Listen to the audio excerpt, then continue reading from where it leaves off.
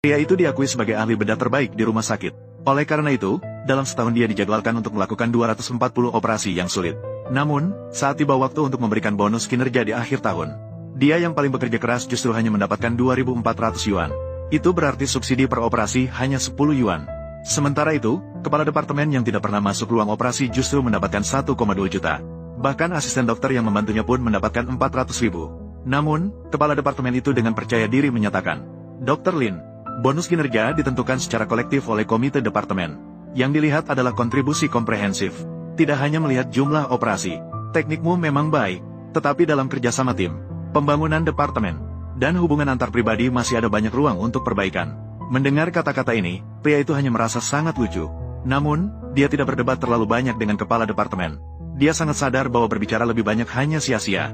Zuo memutuskan mulai hari ini untuk berleha-leha dan menjadi dokter biasa yang menjalani hari dengan santai. Dia ingin melihat apakah departemen bedah ini masih bisa berjalan tanpa dirinya. Jadi, setelah kembali ke kantor, tepat waktu dia langsung pulang. Meskipun saat itu ada 2 rekan yang masuk untuk menyampaikan pesan dari kepala departemen, meminta semua dokter berkumpul di ruang gawat darurat. Pria itu tetap tenang dan menyatakan, "Sekarang sudah waktunya pulang kerja. Istriku dan anak-anak masih menunggu di rumah. Kalian pergi saja, aku tidak ikut." "Dokter, kamu terkenal sebagai ahli bedah di rumah sakit ini.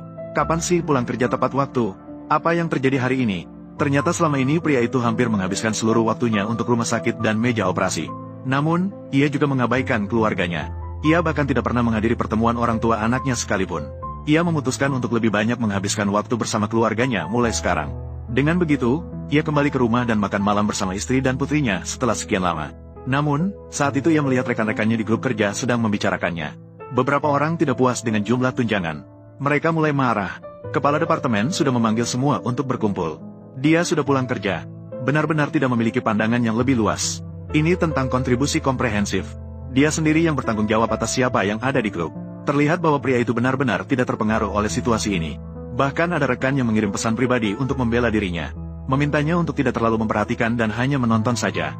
Di sisi lain, kepala departemen semakin kesal setelah melihat pria itu tidak bereaksi di grup. Dan alasan dia mendesak untuk mengumpulkan semua dokter untuk rapat adalah karena akan ada operasi yang sangat sulit segera. Saat ini pria itu tidak ada, jadi dia harus menyerahkan operasi ini kepada wakil direktur departemen medis.